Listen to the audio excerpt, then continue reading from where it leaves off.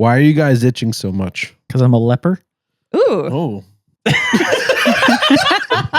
Sorry about that, man. It's a shame. The fortune cookie was right. Many exciting things this year. Wow. Oh my God. We are itching because we have poison ivy real bad. Oh, Damn. Because we're real smart. Did you get that from crawling in the marshes? Almost. We have hedges in our backyard, so it's a little less wet, but probably similar. Yeah, our hedges are not holding back anything, though. This is... Well, that's a bit personal.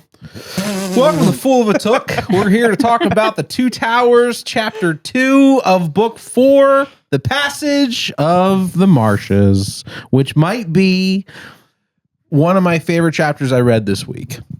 Guys? That's good. I'm glad to hear that you liked it so much. that's really surprising because I found it very brutal to get through. Everything about it was miserable. I could feel like the hunger, the exhaustion, the fear. They didn't know who to trust, who not to trust. I don't know. It was just gave me a lot of anxiety.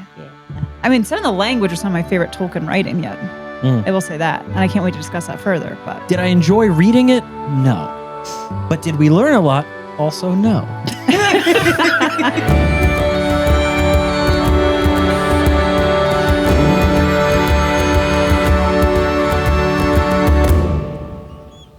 Chapter 1 was The Taming of Smeagol. Book 4 began by switching to Sam and Frodo's journey. They are struggling to traverse the Emyn Muil, and Sam nearly hurls himself off a tall ledge. They manage to rappel down the cliff after Sam remembers he has some elven rope. Gollum had been following them the whole time, and they finally capture him. Eventually, he promises to lead Frodo and Sam to Mordor. very nicely done. Very succinct. That's good. Did it in 10 minutes. It was good. You should give Tolkien some notes on how to speed things up. Concise. Oh man. Yeah, this was a chapter where whole chapters could have been paragraphs. What was his name? J.R.R.R. Are you done yet? Oh my God. You're an animal. I do want to know like what those early conversations with his first editor was. The editor like circled things and he just was like, no. That's staying. And here's why. In the second book I wrote just about this will come back. And he's like, what is that? And he goes, at the end of the last book, I'm going to write another book that's just notes. I need this. I need You brought this. up someone named Thomas, but he's coming when? 11 books from now. Yep. Or never. Damn it, J.R.R.R.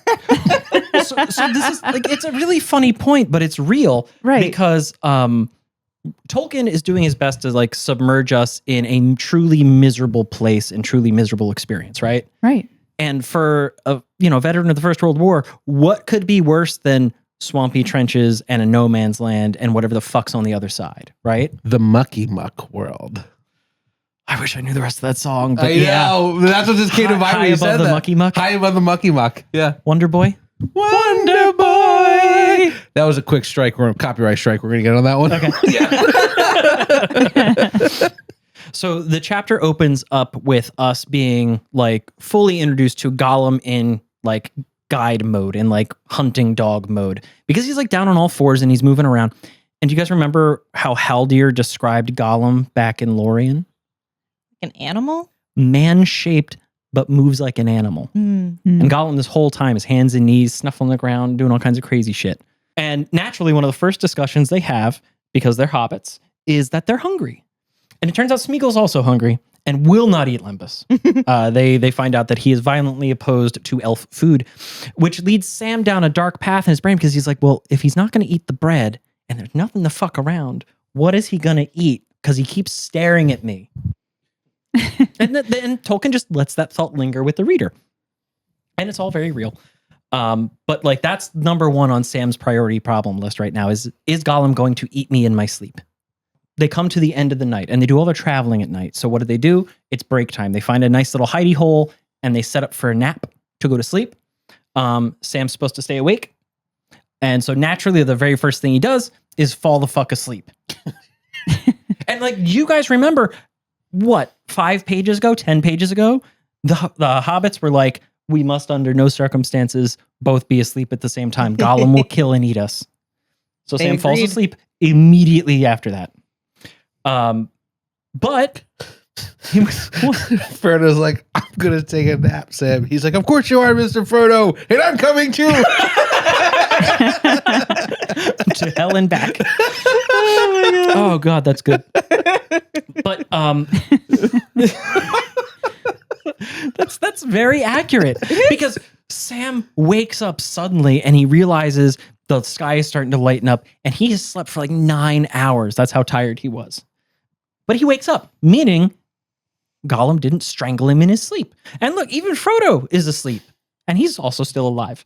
But you know, Sam kind of like has an opportunity to save face, right? And Frodo also wakes up about this same time, and he at least was very well rested, which is great because Sam kind of owns up to it, and he says, I could have just gotten us both killed. And Frodo's like, if it's not that, it's something else, man.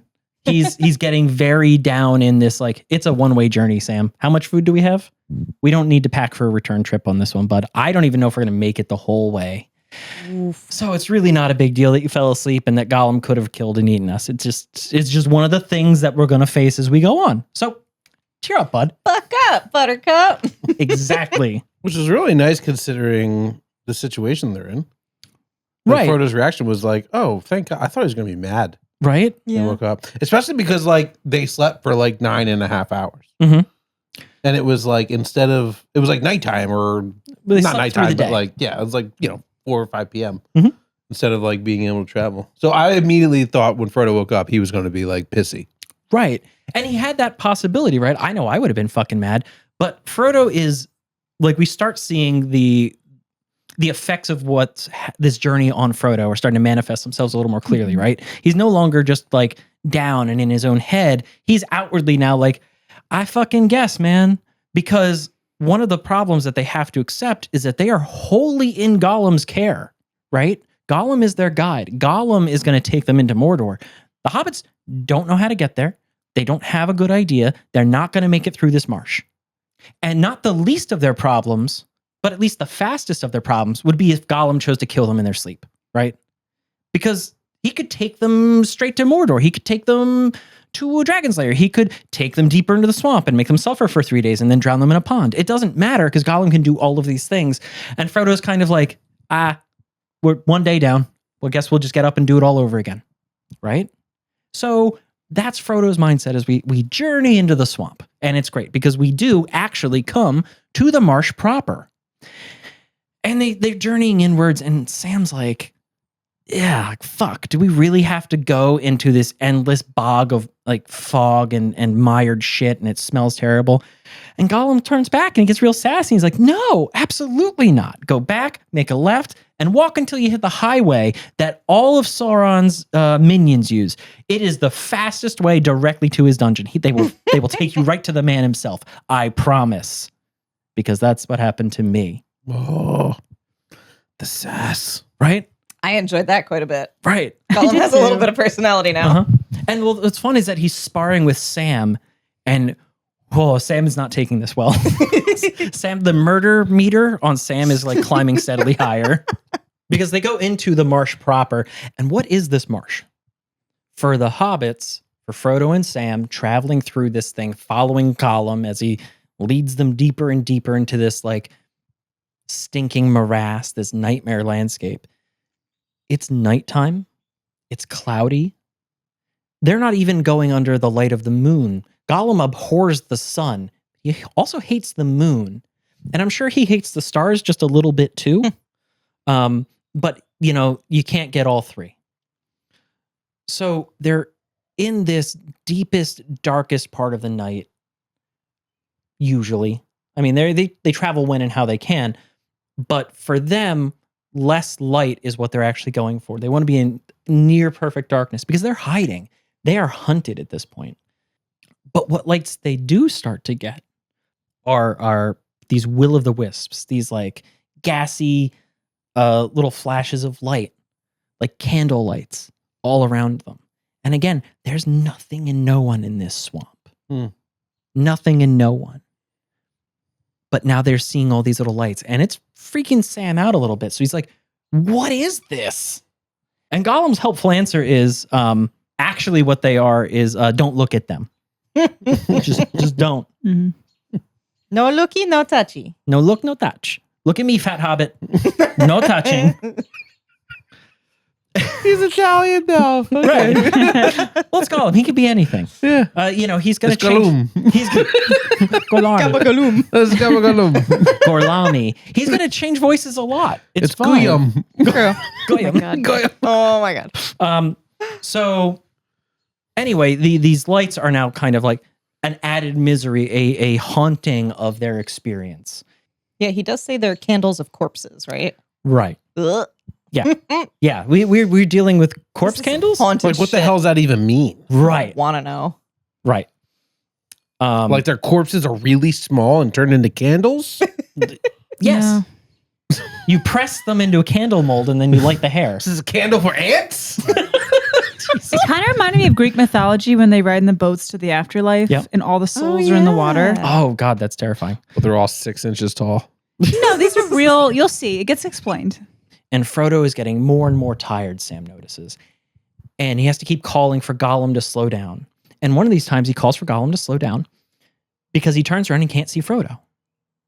So he has to turn around and go back through the water, hopping from like little dry spot to little dry spot, through the mist. And he doesn't dare yell out for Frodo because he doesn't know what's out there. There hasn't been an animal. There hasn't been a bird. Gollum says wiggly things live in the water, but that's never been good. And Sam has to go back and find Frodo. He basically trips over him. Frodo is like half in, half out. He's kind of waking up from a dream. His hands are covered in mud, like to the elbow. And he's just kind of like, "Oh, hi, Sam. Yeah, sure. We'll go." He felt like he was in a trance when we found him. Right.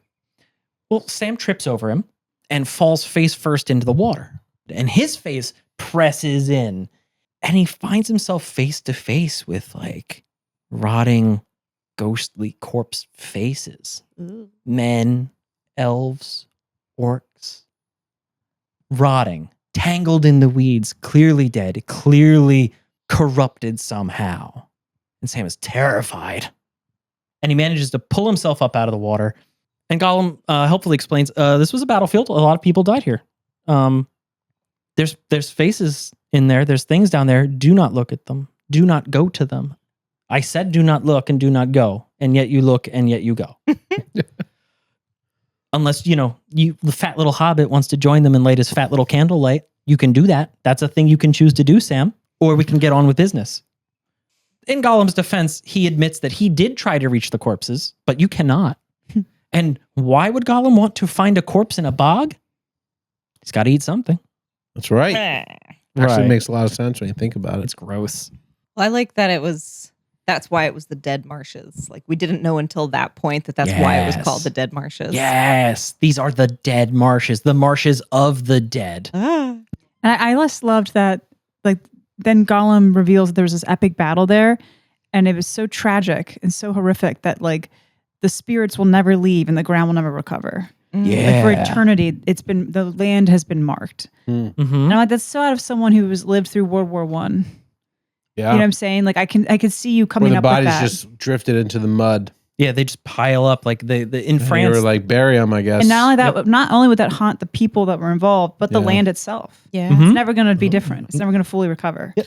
That was I The think that was one of my potatoes favorite were parts very of the interesting chapter that year. so Oh far. my God. Yeah. But no, you're absolutely right. Because like this is part of the battlefield from when the elves and men joined in the last alliance, when there were Numenorians. Remember when we talked about when Elrond was like, "We did it right in my day"? With Isildur. Yes, this is the one from the very, very beginning, the before times almost. Okay. Yeah, because Gollum is not clear about this, right? Gollum is not a what you might call a reliable narrator. We don't even know if he's a good guide at this point. True. Yoda is like, fucked, he is. Well, no, for me, I always have to remember everything's from Gollum's perspective. Instead of like world history, it's just Gollum history. Yes. So if you forget that, you can easily misinterpret what Oh he's trying my to God. say here. But Yeah. everything is according to Gollum. It's world it's according just to his Gollum. most unhinged article, like his blog. Yes. One long And you just have to sentence. remember for Gollum, it's either BP or AP. Before Precious or after Precious. Oh, No, it really is. It really This is. is an 800 AP.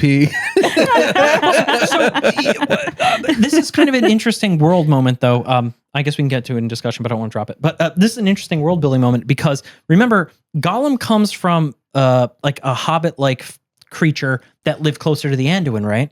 And his people had stories about this battle. They had fucking nothing like that in the Shire, right? Yeah. So despite the fact that they were both kind of hobbits, both kind of the same. Dumb question for Yeah. you though. Did the hobbits in the Shire know about the war at all? That there even is a dark force named Sauron or anything? Yes.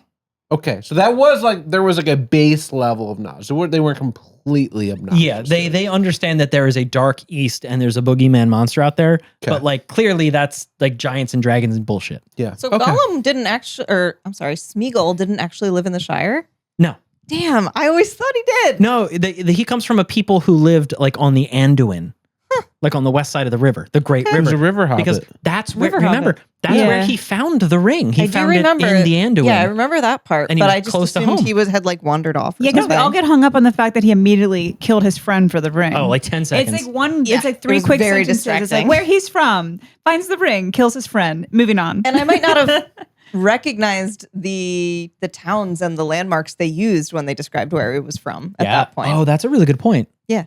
I apologize for my earlier comment. We are in fact learning things. But Did you read this before? No, Me neither. That's so What? crazy. in the middle of this podcast. I'm sorry. Okay, so anyway. Apparently, fuck us for asking questions. Weird. No, this is important. This is fun. I don't even know what to do at this point. Is Smeagol from the Shire? No, you goddamn idiot! No, it was not Oh my like that. It's just-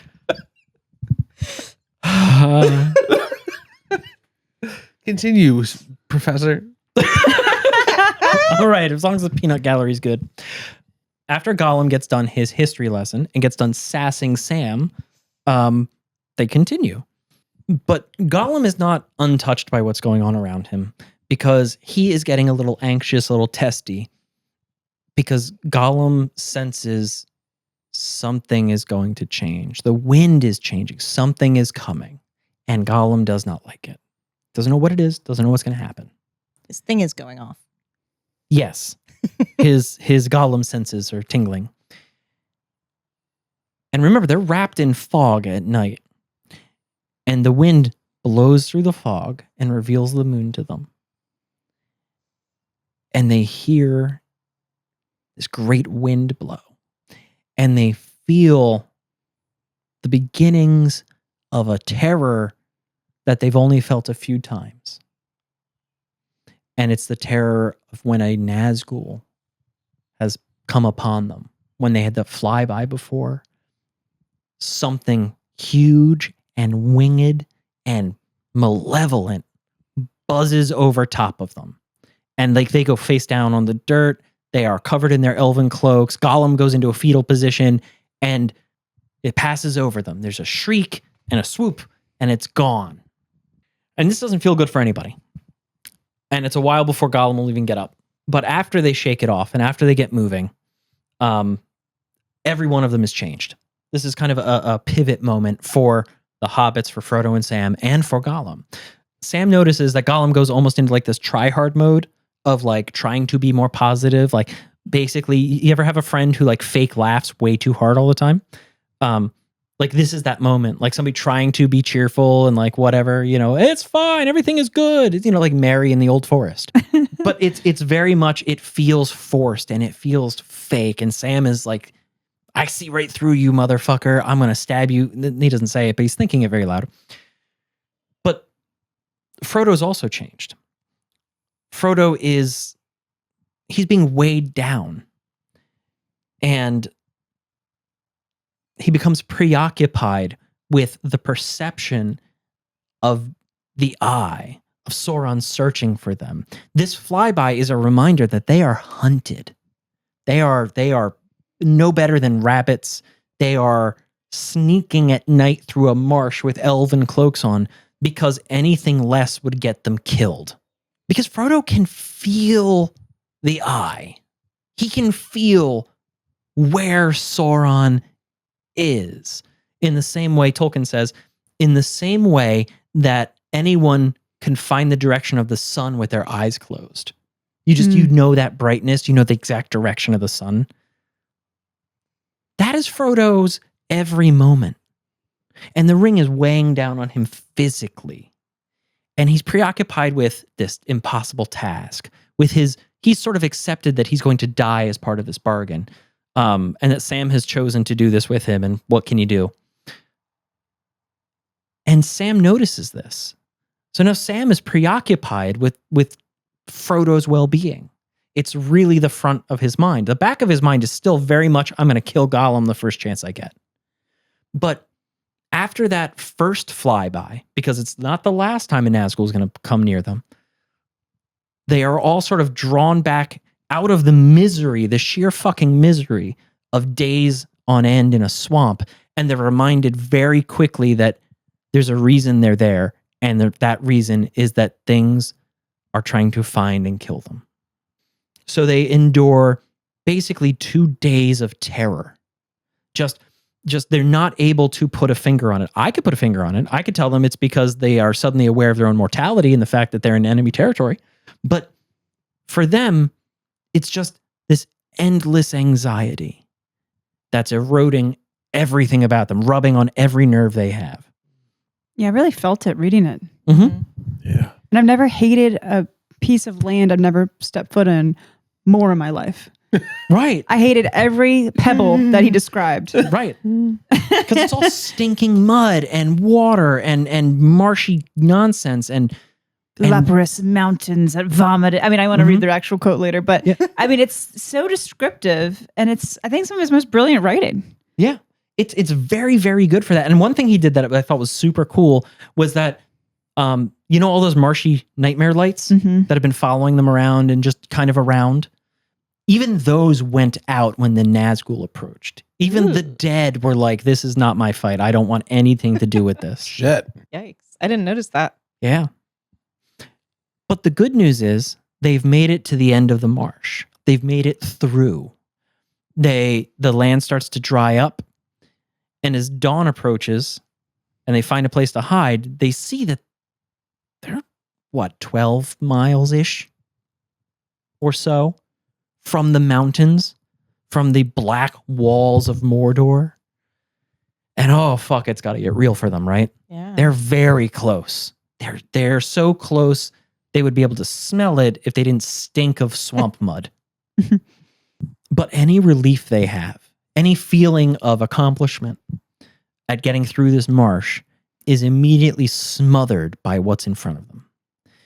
Because now they're moving through this no man's land, a manufactured hellscape built by the slaves of Sauron over millennia of dragging basically poisonous soil into heaps, rows and rows, to literally poison the land so that nothing grows, so that it makes the swamp look like a cornucopia.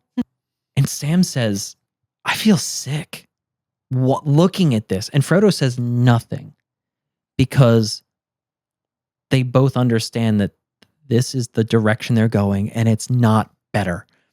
In that moment, the enormity of what they're facing kind of hammers them. And as a reader, it's super clear they are not at all prepared for this. Not even a fucking little bit. Yeah. But they have to. They must go forward. So eventually, in order to find a place to rest, because now there's no fog, there's no growth, there's nothing but these like mounds of poisoned earth that have been dragged out here. Monuments to the toil of the slaves of Sauron that will exist for longer than their purpose will. It will persist forever. This land is unrecoverably poisoned. It will never be better. Nothing will ever grow here. And this is the place they have to move forward into. So they find this crater with like a muddy muck bottom, and they just slide into the crater. and they're just going to sleep there. So when Sam finally wakes up again, but this time he wasn't supposed to be on watch. They just kind of collapsed. It's whatever. And he kind of like peeks around and he notices that Frodo has slid down the crater towards the water. And Gollum is crouched over him. And Gollum is talking to himself. And not like I'm making a grocery list talking to myself. Gollum is having like a multi-person conversation. There are two voices happening. There's Gollum and there's Smeagol. Smeagol's nice. Smeagol has promised Master to take him wherever he wishes to go and never to give him, capital H, Sauron, the ring. And promised to be good. And Gollum is Gollum. Gollum is the creature enthralled by the ring. There is no goodness in Gollum. There is only covetousness. There's only a desire for the ring. And he's trying to convince Smeagol, yes, you promised Master of the Ring that you would protect Master of the Ring and take Master of the Ring somewhere that is not to Sauron. I present to you a technical truth. If we were Master of the Ring, we could treat ourselves very well. Manipulating son of a bitch. Yeah. And Smeagol's like, no, that's not right. That's not true. We promised we'll be good. The nice hobbits, we can't kill the nice hobbits. No. Gollum says, we will not kill the nice hobbit. The fat hobbit, maybe, not the nice hobbit. Nice hobbit's on the good list. But we just need the ring, says Smeagol back. And Gollum responds basically with, if we had the precious, we could eat fish every day, 3 times a day, fresh from the sea. If only we were brave enough to seize the ring, seize precious. We could be powerful enough to protect ourselves. We wouldn't need nice hobbit. We wouldn't even care about fat hobbit. We would be Lord Smeagol. We would be Gollum the Great. We would be the Gollum. Just picture it. Nice marquee, New York City, the Gollum. The Gollum. A darling Friday night. Right. Oh my god. And Smeagol is slowly getting on board with this like insane murder fantasy because this is what it is. It's Gollum gearing up to throttle Frodo and seize the ring. Yeah. Or maybe not even kill him. Maybe just snatch the ring and run. It doesn't matter. But whatever influence Smeagol has is now taking a back seat to the ambition and desires of Gollum. But Gollum says, what if we had help? What if we had friends? No, that's a joke. They don't have friends. But what if we took them to her? She could help us. Smeagol's having none of it. But Gollum is like talking himself up. He's like, if she could help us. She could help us take the precious. And then we would have the precious. And he starts ramping up. And he starts reaching for Frodo. Like getting himself further and further agitated about the fate of the ring and where it's going to go and what's going to happen with it. And at this moment, Sam has decided things have gone entirely way too fucking far. It's getting a little off the farm. So he gives this big fake yawn. Oh, good morning, good evening, whatever. I'm hungry. You're hungry. I know you're hungry. Hey, look, it's Frodo. We're all alive and well, Smeagol, right? Right? And Smeagol back, like, turns on a dime. Yeah, absolutely. Everything's fine, Sam. Everything's fine. This is a great time. And Frodo wakes up and, yeah, they're having a great time.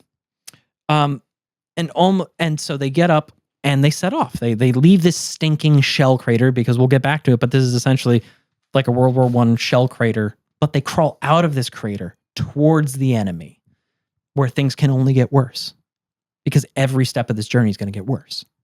And they're barely out of the crater when they feel that terror begin to build again.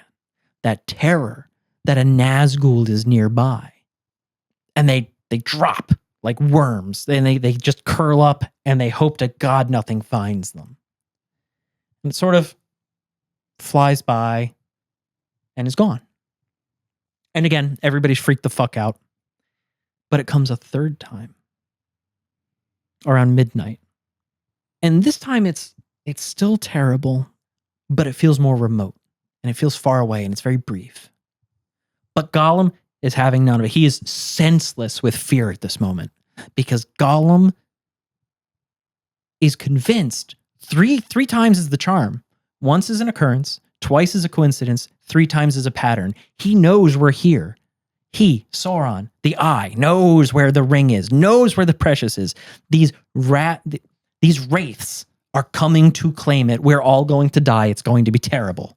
And he refuses to get up and go any further, any closer to Mordor until Frodo basically threatens to cut him. Right? Threatens him with a sword and is like, get up. Puts his hand on his sword. And like Sam's probably already thinking about like where exactly the sword is going to go into Gollum. But I mean, he's served his purpose, right? right. He's got him through the got him through the marshes. swamp. There, yeah. Got him through the swamp. Yeah. And Gollum says, fine. You want to go? We'll go. We'll go see the Black Gate. That's your great fucking idea. We're going to see how much you like it when you lay eyes on it. I have seen this. Not you, me. Hobbits know best. Off we go. And they slink off into this man-made hellscape.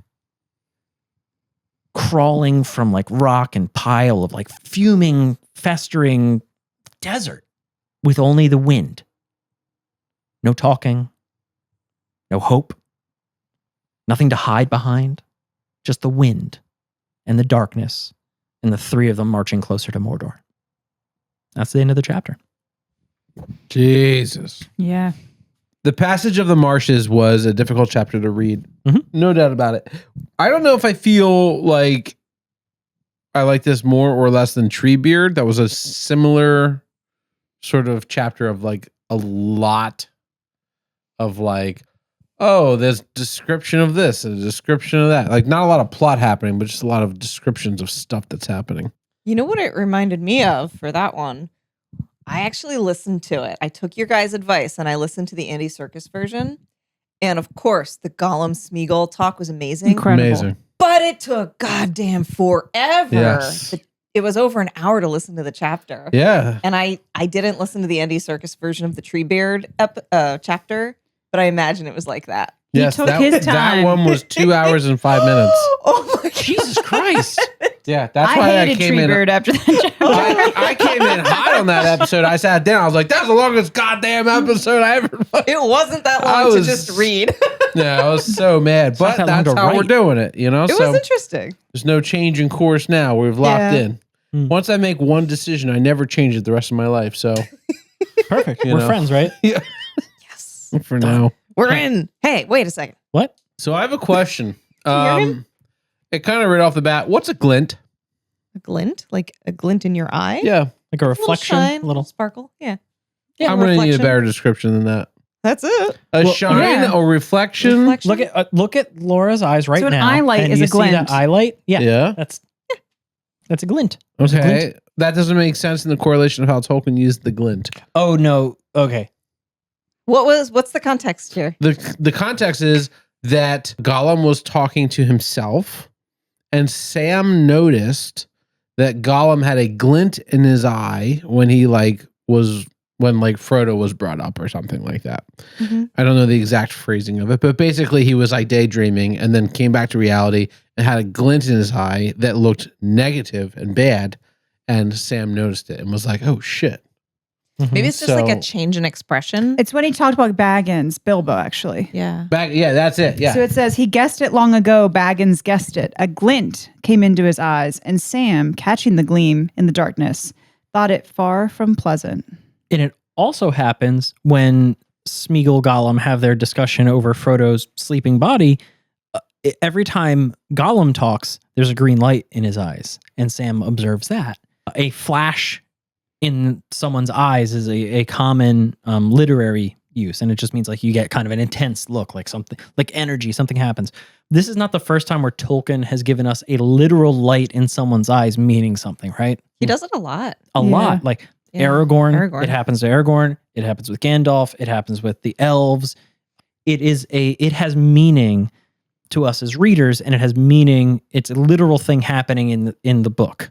Mhm. Well, today in fantasy, they love to say his eyes darkened. Yeah. Well, their eyes don't What go does that black. fucking mean? But it means they have like this either seductive or like murderous look in their face, and they're trying to be like suggestive. Right, it's getting And sexy. then I'm the reader that reads it. I'm like, I'm trying to do it. And I look at the mirror and I'm like, well, I wouldn't be the heroine in this story. How would you describe that face she just made for our listeners? Oh my God. Go to For our YouTube. audio-only Just go listeners. to YouTube for Eyes that treasure. Did your eyes darken? Disappearing into your face. Well, they darkened, I guess, by going away. like The whites in my eyes were gone. That was a nice Pauly Shore impersonation you did there. like you're on a date and you're gonna toss a hairball. Yeah, that's how I get all the men. Working in. Well, Jesus there is. Oh my God. We don't even need to touch on that, especially for the listeners. I have also accommodated your. That's okay. I'm over here. You're over there. Your chair, because I lost my armrest to my lovely, lovely wife. I'm just leaning to the left one, so you guys have extra. We're all leaning left. Is it like fair to say Gollum is probably the worst hiking partner of all time? Oh, hell yeah. Oh God, no. No?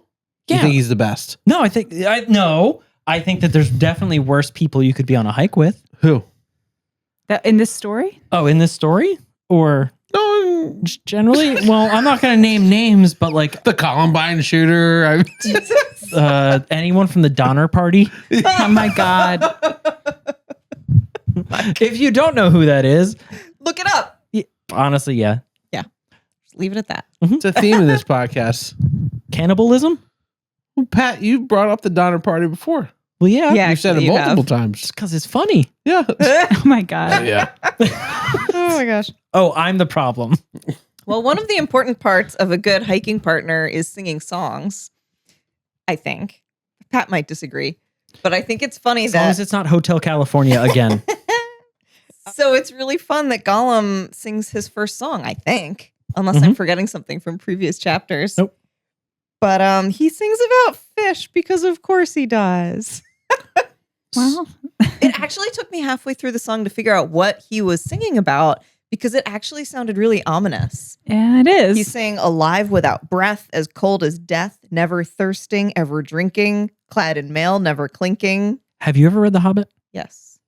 Do you remember that those lines are one of the riddles that Gollum asks Bilbo about when Definitely not. yeah. and it's fun that you should call that the ominous part. Yeah. Because in this, Gollum expands on that. Like he sings the rest of the little song, which explains, fish. But it's a deliberate callback Oh, that's to cool. Really? when yeah. and Baggins guessed long ago when That- he took the precious from Yeah. us. It's That's what the reference there is. before this. Haha, what do we wish?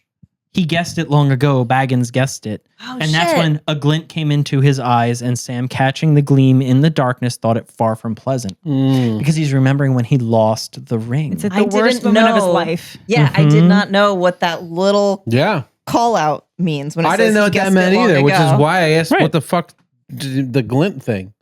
glint and Because gleam. he was like, he guessed it. And then he was like, No, he and was I was like, remembering. whoa. that is kind of fun for Gollum. Yeah. Yeah, because it's like, it's so simple Yeah. compared to all the other fucking insane songs that we've tried to deal with in this book so far. It also helps that Andy Serkis is doing it. Yeah. Yeah, okay. To You be guys. honest, I actually didn't enjoy it when Andy Serkis did You're not it. supposed to. Oh, I get it now. Well, Supposed to speaking endure of it. speaking of Yeah. Gollum and fish, very shortly after that, he's asleep, and Sam doesn't trust it. Sam is like, "There's no way he's really asleep." So Sam decides, what does he do He to prods this him. monster that he doesn't think is actually sleeping? Decides to crawl up beside him, prod him, and then whisper, like almost seductively in his ear, "Fish." He goes up and he kicks him and he goes, do something. No, he literally, kind of that. he It's like- literally whispers in his ear, "Fish." I mean, Yeah. if anything would wake up Gollum. And then he goes, "Oh, he must really be asleep." I'm like, seriously? Like, if I was afraid of a creature gonna Sam's the kill most me? gullible fuck in the entire book. No, but that's the last thing I would do is get like this close to his teeth and whisper something in Because his he ear. believes his own bullshit. But to He be- believes that is the safest way to find out. Right. And you know for a fact that if Gollum had opened his eyes, the next line would have been, Sam stuck a knife in his eye. No, it would have been Gollum put his teeth into Sam's Gollum neck. already ripped has his a throat taste out. for Sam's blood. Yeah. He already does. That's what I'm saying. After getting Yes. bitten on the shoulder, he then whispers lovingly in his ear. That's why I said Sam's gullible. And he's not gullible even to other people. He's gullible to his own thoughts, where his mind goes, you should do this. That's a good idea. And his brain goes, 1000%. This is proven in the last chapter when he just goes, he says to himself, I should go first. Oh yeah, and just throws himself over But the he cliff. doesn't know how to climb down. So he just starts throwing his body over. Do you remember when he threw himself in the river Anduin, even though he couldn't swim? He's so gullible to his own thoughts. Because these chapters are Sam's point of view, basically. This is what we're learning right now. We're getting we had Frodo in the early part of the Fellowship of the Ring, but now we're learning about Sam and the character of Sam. Because Frodo is he's beaten down, he's ready for death, but Sam is still just here for it, right? Yeah. So Sam is yes but maybe not just thinking it through, right? It's more, it's almost like a YOLO. Like he is just like, you only live once, or it's like, you got to get this done. And he just does whatever is necessary why he's because gullible, it's man. necessary. No, gullible. Gullible means you don't second guess what's being said. You do not second guess what's being said. Okay. Meaning, I take what is said as truth. So when he has the thought, you should go first, he takes it as truth. It's his own thought. Yes. And when he says, I should do this, he takes it as truth. If it's his own thought, I don't think that makes him gullible. I think that, again, that makes him unwise. But secondly, I disagree. I think you could be you can still be suspicious and curious without being fortified by wisdom. so he's unwise. He lacks wisdom. Sure. Yeah, I guess so. No. I don't like that. I'll do it. I still think mine makes more sense than yours. That's fair. Because I don't think that an unwise person is the same as a gullible person. They're not. It's two different things. That's what I'm saying. That's what I'm saying. Saying you're wrong.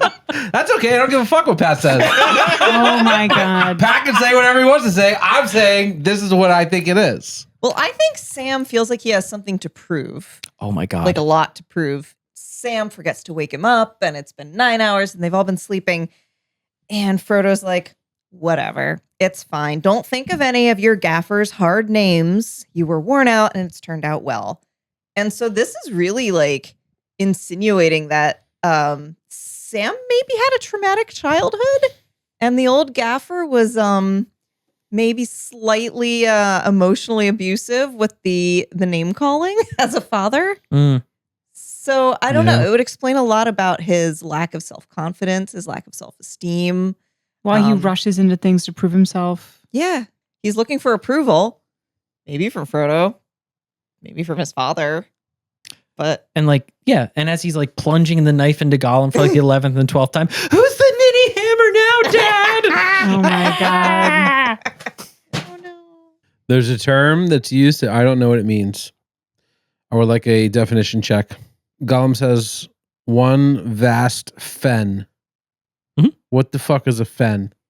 Fen is like a swamp or a marsh. Swamp, marsh, fen, all these things have technical definitions of like, It's a very like British word. This reminds me of like, there was a mirror they looked at. Yeah. But it wasn't a mirror that I know. It yeah. was a different mirror. Mm-hmm. Okay. A fen is a marshy swamp. Mhm. Okay. One of them has salt water in it. The other one doesn't. Like it's like really, there's a lot of these words mean things. They're ecological definitions. Yes. But what do they matter for us? Not much. It wet. As a non-ecological person, I appreciate you explaining it. It wet. It's squishy. There's a moment where Gollum sniffs the air, Mhm. and he noticed that Sauron was doing something. He went, Sauron's up to something.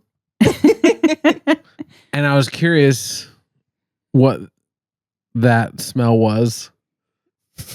What is the smell of Sauron doing something? Yeah. Okay, Was I it mean, right before the Nazgûl flew yeah. overhead? Mhm. Yeah. I would assume just rotting death. I was gonna say What did bad Nazgûl eggs. smell like? Yeah. Laura? Maybe, I don't know. It could have been Nazgûl. Could have been, a fart in the wind. Fart in the wind. A shift in the atmosphere. Like Fart in the dark. What, fart in the dark. What does a Nazgûl smell like? Like a wet fart in the dark. Wet fart in the dark. And No, that's a Balrog. What is that smell? You know, but That's I a thought hot that fart in the dark. Oh my God. that's called a heart. That's a shark. That's a flaming fart. Is somebody hearted? So like what's interesting about that though, again, is it's an information game. You don't know what's going on. Neither does Sauron. Yeah. Because everyone who knew what actually happened over in Rohan, like with the hobbits, with Merry and Pippin being captured, and then with Pippin looking into the Palantir, everyone who reports to Sauron who said that is either dead or trapped in Isengard. Yeah. Sauron doesn't actually know what's going on. That's good. Kind of, because the Nazgûl are still wheeling, Yeah. right? Gollum doesn't know what the ultimate goal of this mission is. Because the only time Frodo says it out loud is when Gollum's off hunting for food, like worms and snakes and shit. But Thank God he steps off to eat. I was like, if I have to get a descriptive paragraph about him tearing something apart like worms, I was like, I'm gonna vomit. yeah, just like spaghetti, just. Oh. But I was like, I'm done. Because this is a bit of a change in Frodo's personality and his POV. Yeah. He was like, we're gonna go do this. I don't know what's ahead, but like we're gonna go do this. We're gonna complete this. And now he's like, fuck it. Who gives a shit? We're Well, I gonna don't really die. blame him after the way the terrain is described. I mean, they spent days, hours in this. But Frodo wasn't listening to Tolkien talk. No, but he's experiencing it. And if we're just reading about it on the page, I mean, just listen to this. Here, nothing lived, not even the leprous growths that feed on rottenness. The gasping pools were choked with ash and crawling muds, sickly white and gray, as if the mountains had vomited the filth of their entrails upon the lands about. High mounds of crushed and powdered rock, great cones of earth fire blasted and poison stained, stood like an obscene graveyard in endless rows, slowly revealed in the reluctant light. And then proceeds to talk about how the sun doesn't want to rise on this godforsaken land. I mean, just that paragraph alone, I'm like, I'm about to be like, this is a suicide mission. We're dead. Like, Which this way to is it. Gondor? We read that and we both looked up from our book and went, fuck that. I have never hated a land more in my life that's fictitious or I've never been to. I Yeah. hate this place. But that's the perfect response. Right. But That's what I'm wait. saying. He's so good. Like Tolkien is a master. Yeah. Like it's such great writing. Yes. I mean, honestly, after 5 days of that, you probably would be like, I'm dying. Yeah. Like this is where it ends. To live through that swamp and then get to this shit and look back behind you, go, that's a green paradise. Fuck. Didn't somebody tell them like early on, like this quest can succeed as long as hope remains? Several people have. And Yeah. now Galadriel. Frodo is like completely devoid of hope. Oh. But there's a couple Yeah. more little things in their pack that they forgot about. That's true. Yeah. So the thing that is really interesting about the way that Tolkien's writing this is that there is a legitimate characteristic change in his writing style. Everybody knows he took 18 years to write this book. One of those things that I noticed changed is that Tolkien is in this chapter making you hate something by description rather than by action. We have characters who had reactions to it, but the plot didn't change, the environment didn't change. Even And the so it mountain. was a really cool, like Even it just, Caradhras was like a bad place. exactly. But it Like was what something happened there. caused you to go. Yeah. Like Caradhras was a place that like actively tried to fuck the characters Yeah. and ruin their journey, and you're like, oh, now I hate this place. But it wasn't the place, it was what happened. right. It's Right. action based, not And if this description. if this is just the land that Sauron created, how much more evil and awful is Sauron? It just is painting that picture where he barely is even a character. Yeah. And The he's land is a so- character. Right, but I'm saying like the land that he lives on Yeah. is this foreboding and awful. Because it's an extension of his will. Right. He created this by design. And you guys are getting into the story, and I'm so excited. Yeah. Like really though, it's great to see you guys like really get invested in these themes and these ideas, because like that's the genius of Tolkien's writing. Yeah, you can really feel like the vestiges of his war trauma. Especially this in this chapter. book, but especially this chapter. Yeah. Yeah. Now, after all that misery, there was a nice little light reprieve on the like second to last page where Frodo strangely wakes up refreshed. Yeah. He had this delightful dream where this very positive, fair vision came in. As a first time reader, did you have any guesses? Like, what did you think it was about, or do you have any thoughts? In this moment, I had my mind was blown. First of all, I don't know how it worked. I don't know if it happened at all. But my first thought was Gollum took the ring. Ooh. Interesting. Oh, because he felt nice. Because the weight was He was lifted. reaching over. Sam interrupted him, but we don't know. They never addressed what happened. And that perhaps Gollum did take the ring. And because there's no reason whatsoever for Frodo to wake up refreshed with, and it says something like he woke without a weight on his heart or something. It says like a weightlessness or something. Mhm. And I was like, oh, that's so interesting that it's phrased that way. Yeah, his burden was less heavy and his heart was lighter. The burden. We know that the ring is what maybe a chapter, 2 chapters ago was referred to as the burden. Right. And so it's like he feels burdenless. And it was also something. The ring is sorry. not on his body. That's what I'm thinking right now. Oh, you think Gollum actually has the ring? I think that the ring is not on Frodo's body. Oh. Okay. I don't know how, and I know it doesn't make any sense, but that's what if I'm just taking this at face value, and we know that there's only, in this entire fucking franchise, there's one thing that's been referred to as the burden. And Frodo wakes up burdenless. That tells me that the ring is not on his body. It may or may not be, but that's what that's telling me. That's why I like that.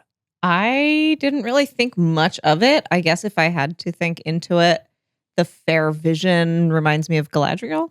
Or Oh, there it elves, is. Or, something that Also he really interesting. enjoyed. Yeah, also very interesting. Or Goldberry. Or Goldberry. He Oh needs my to bring God. her back. Yeah. Yeah. He's just having his little dreams. What do you think his dream was? I also felt like a elvish, like that kind of light magic, because it said it was something that could visit him in this land of disease and not be touched. Like nothing in the dream was tainted by everything around him. It was just pure light. Yeah. So I was like, it has to be something elvish, but I don't remember because, like I said, I read this 20 years ago. So Yeah, I was just curious because it really hit me the second time, and I was like, I wonder what you guys think. Yeah. So to get into that though, real quick. So Gollum has the ring now. Now he's Lord Gollum. He's Lord Precious, master of all. like that's fun, right? I love it. I wrote down the fact that Lord Smeagol, Gollum the Great, the Gollum, and the is like capitalized, like all 3 letters. The big Gollum. Like Tolkien wanted you to go the Gollum to know how ridiculous it was, and it made me think about if you were to find the ring, much like Sauron did, and what did he name himself, or what do people call him? Like the Dark Lord. or whatever. Bilbo is like notoriously known by Gollum. He's given the title by Gollum, like the thief. What exactly, if you found the ring, would you name yourself? What title would you take? Again, it goes back to what is your intent, right? Mhm. It's like Galadriel's like, I would fix the rights of the world. Gandalf is like, I would start by doing the good thing. What would okay, so let's set this up. What would I call myself? What would Gandalf be? Gandalf the Great, maybe? I think it would just be the White Wizard. You would just become the White Wizard, Mhm. right? So what's Galadriel's name? Galadriel the Wise or whatever the fuck. Was her she? name is. She was, when she was referring to herself, when she was having that vision, She said a thing. she was like the I don't great remember and what dreadful or something. Yeah. The great and terrible, or the Great and Terrible, Yeah. right? All Like, would like love everybody me kind of like and- names are like, this is who I would be. All would love me and despair, says Yeah. Galadriel. So who would you be? I think for me, my temptation would be if I had a power to be able to commune with the dead or to like go into that, plane. So because of that, I think it would totally turn me evil and I'd accidentally just kill everything or something like that. So I'd probably be like I don't know, like not the Queen of Death, but something to do with like, not like almost similar to Hades. Robbie like, the Red? but something with the R.E.A.D.? underworld, like underworld, like The Queen of Peace. Queen of the Damned. I just feel like I would go after these lofty intentions of like communing with dead people and bringing people to the other side peacefully and not making it scary. And I'd just be a But death what would demon. you want to be known as? I don't know. What would be your title? You are not allowed to call me by my name. You must refer to me as blank. Queen of the Damned? I don't know. Queen of the Damned. I'm just kidding. I don't know. El Jefe. I feel like if I had unlimited power, I would do whatever I wanted, which would include a lot of baking. And I'd probably be a shithead too. So maybe like The Sweet and the Terrible. Ooh, Oh, I like that. The Sweet and the Terrible is great. I think for me, I would want people to refer to me as Christopher the Mighty. Ooh. Nice. So you have to prove you're mighty all the time? I don't have to prove anything. Right. That's what they have to refer to me as. Right. What happens if they don't? What if they say it's regular Chris? I can prove I'm mighty in 5 seconds. How would you do it? He's Boromir blows his horn and says, y'all are regular ass Chris. You ain't nothing. I would take the closest person to me and I would twist their head 180 degrees around their neck. See, guys, I've got to be real. We're all getting very evil with no... You think that I'm doing this against a good person. I could be doing it against a bad person. Chris, it's bad to snap the heads off people It's who talk back to you. never bad to kill bad people. Ooh. Okay, Maybe I'm you going to shouldn't go on record saying No, that. I'm going to Gandalf at you real quick. Who are you to decide who I am should- Christopher the Mighty. I God. decide who lives and dies, bitch. You just ask me how I could prove I'm mighty. I make the decisions nobody else can make. You can't handle the truth. Oh my God. I am Jack Nicholson in that movie. And then Elrond shows up with a few thousand elves and a bunch of guys at your front door. I'm not here to live 4,000 years. I want to live 112 years, go in and out like a blazing shooting star. Exactly 112 years. Wow. Yeah. That's honestly a great number. By the way, I'm a hobbit in this. Okay, that's even better. You're like this You have tall. to get a ladder to twist the neck. Yeah, I'm Christopher the Mighty. I'm 3'4". Come down here. I'm going to pull your head off. Most of it's my hair. Okay, all right. So I would be Pat the Hungry because I am very snacky. So I would like to know, what is the snack? Oh, all right. Good lead Apparently, in. we're having a snack now. Good lead Right in. now. It's time for food for thought.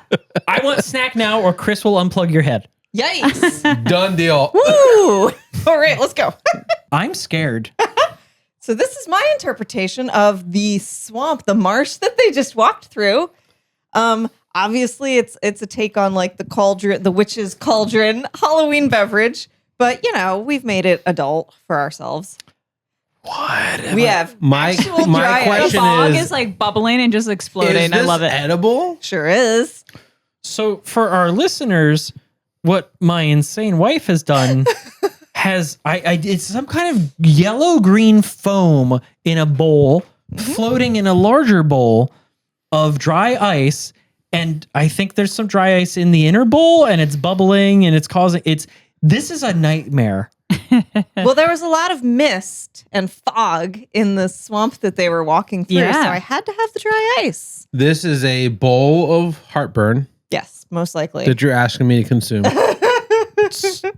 To be incredibly clear, Laura decided to feed us the worst parts of the chapter. Yeah. It's I don't know. I vivid. think what Gollum ate behind the rock is probably the worst parts of the chapter.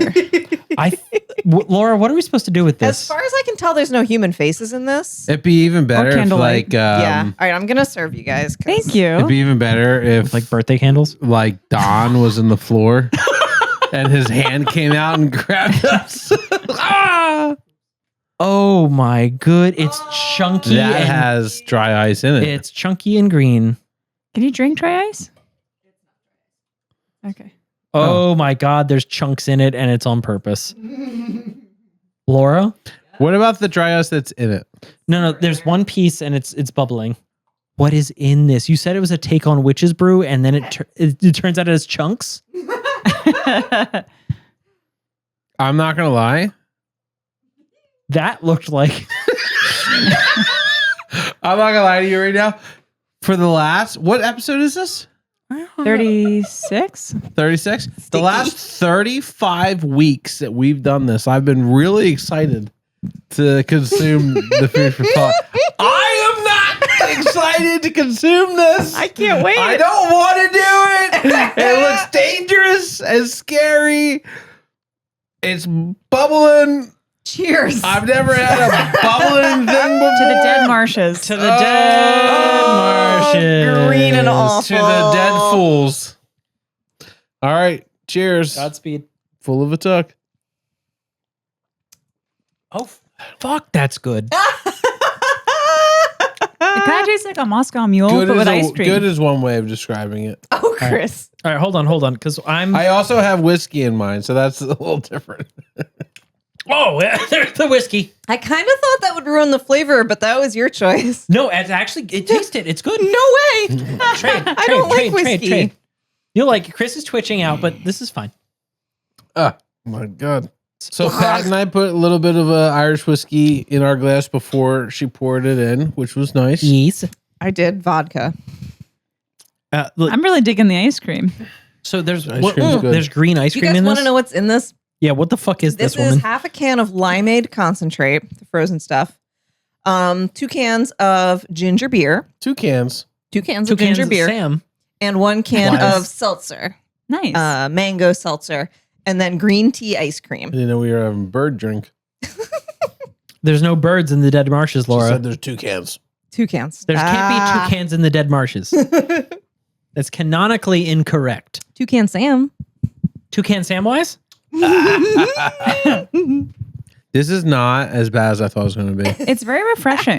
Yeah, I'm actually It's enjoying it actually quite a pretty bit. fucking good. I don't even find it. It's a little tart. It's a little tart. It's a little spicy. The recipe That's called the for ginger like beer. 3 cans of ginger beer Wow. and a cup of rum. It comes with a burden. Yeah, it Wait, does. a cup of rum? Yeah. So to be clear, this was meant to be like 25% alcohol. Yeah. Rum would have been great. I know. Better than Okay. whiskey. But I cut it with seltzer instead of rum so that it wouldn't be quite so Boozy. Yeah. boozy and like sweet. I think it was going to be like cloyingly Well, rum sweet. is really like sugary. Yeah. What? It's very I've sugary. I never he thought said. rum was sweet. Rum is just one of Rum the is sweetest extremely drinks. Oh. One of the sweetest Not if liquors I you can drink buy. it. The only straight. thing that you can get that's more sweeter than is when you get like that. What's that? Like Rumpelmans Yeah, or yeah, like yeah, the yeah. God. Jaeger. Like those are Or- the only. There's a few that are Yeah, like I mean, I more, drink some but- sweet stuff like amaretto, Like a Di honey liqueur. Serrano, Yeah. Well, those are liqueurs. Oh, Laura's I see. very sensitive to the Rum is not a liqueur; it's a Right. liquor. Yeah. Yeah. So it's 1,000% more sweet than whiskey, than gin, than vodka, than tequila. Especially if it's spiced rum. Oh my god! Oh, spiced rum. Yeah, it's Oh like my vanilla. God, yeah, I love that it. shit's fucking candy bars in a drink. You guys may have forgotten about the question that I posed last week, but I haven't. Our party is confronted with a giant smelly swamp. What would Aragorn do? What would he have done different than the party did in fact do? He would have tied Frodo and Sam to his feet, like the things that people tie their feet when they're walking on the snow. snowshoes. No, well, they look like tennis rackets. Yeah, snowshoes. Those are snowshoes. Snow hobbits. Hobbit Snobbits? shoes? You keep saying Hobbit shoes? snowshoes. Do you mean like medieval snowshoes? No. Because No, I have snowshoes and they don't look like tennis rackets. What? No. They're the big wide snowshoes. things that help you walk in the snow. No, Those what are do you called have that's snowshoes. called a snowshoe? Get your phone out right fucking now. Okay. I'll give you $100 Ooh, we're making a bet. if you Google snowshoes and that's what's popping Okay. up. All right, I want more ice $100. cream. We're gonna shake on it. $100 in quarters. If when you Google snowshoes, what pops up is those stupid fucking tennis racket shoe things. That Yeah. click Okay. in. So that's what I think is gonna happen. What do you think is gonna happen? I think you're going to get snowshoes, which are shoes you wear in the snow. They come up around. They're Snow waterproof. boots is what he thinks is going to come up. But we've already agreed. I get $100 in quarters. Okay.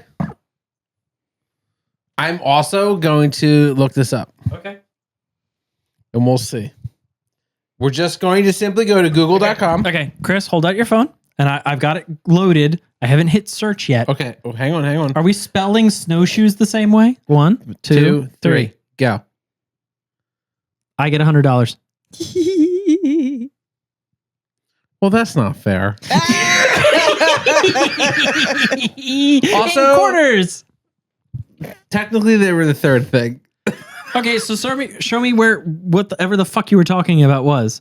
No, it's fine. You mean snow boots, hon? I guess I meant snow boots. That's amazing because our results are even different, but yours are more accurate than mine to my prediction. All right, I lose. Yay! Well, $100. My thought was that Aragorn definitely would not have cut through the swamp because at one point it said that anybody heavier than a hobbit would have just sunk all the way in. Yeah. He Yeah. would have had to find a way around. And They he would have wouldn't- had to do the highway, I guess, and just fight everybody on the highway. And die. Yeah. Yeah, I think he would have like sacrificed himself so that Frodo could run forward and just would have been taken into the dungeon. He would have been a Unless waste. he used his shadow play, because there was also when he was at the Prancing Pony, he just ran through the non-shadow, looked like a shadow, and flipped over Oh, a yeah. gate. So if he could do that with the gate, that'd be wonderful. I think what Aragorn would have done in that moment is grab Gollum by the back of his neck and hold him over a fire until Gollum told him the best way to get into Mordor. I agree. Mm. I think there's zero chance in hell that Aragorn would have fucked with these marshes at all. Or let Gollum live. So what would Yeah. Aragorn have done, Chris? He would have left. Gone left? Given up. He just was nope. He would have gone back to Back to Minas Tirith. Minas Tirith. Actually, this whole chapter would be him just talking about how he needs to make the decision, but he needs to go to sleep first. But then he needs to find food, but then he needs to light a fire, but then he needs to, oh wait, Nazgûl, but then he needs to do something else. Frodo, what do you think? You have the burden. we would have just been circling and Yeah. finally the chapter I would have agree ended. 1000%. We would have Still be complained about. deciding. So Aragorn, son of Arathorn, would have punted. He would have complained about having to make a decision until somebody else made it. Yes. He would have made himself airborne. Hi-oh. Airborne. I'm not thrilled with this chapter, but I accept it. I accept it for what it was. I accept it for what it presented to us as readers. But even more so, I'm a lot more excited about the next chapter That's fair. because I'm fucking done with these marshes, man. I'm Yeah. done with them. I want the deserts. I want fucking Mordor. Let's go. I'm ready. Let's go. Tired of the wets. He wants the dries. What is? I'm ready to get into Mordor. Ooh, it's gonna What's be the name so of the next bad. chapter? The Black Gate is closed. What are you talking about? Wah, wah. Oh What do you mean it's closed? I'm not kidding. That's the name of the chapter. The Black Gate is We closed. are here. I need it to be open. no! Right. It's just like fucking Bree. Didn't Gollum say they could just knock on the door and everything would be not okay? I'm going to send a letter. Oh. I'm going to complain. I'm going to go full Karen. To the I'm going Tolkien to go full Foundation? Boromir. Full Lobelia. Full Lobelia. You're going to poke you full of holes and put you in a boat? Full Lobelia. Full Lobelia. Lobelia is hard to say. Full Lobelia Boromira. That's my daughter's name, by the way. Sackville, Perfect. son of Gondor. I'm ready. All right. Thank you guys so much for tuning in to another week of Full of a Took. This has been an amazing time talking about chapter 2 of book 4 of Lord of the Rings from the Two Towers, Mhm. which is the passage of the Marshes. Marshes. The passage of the Marshes. Man, that's a fucking tongue twister when you say that. One more time. Real clean. The passage of the Marshes.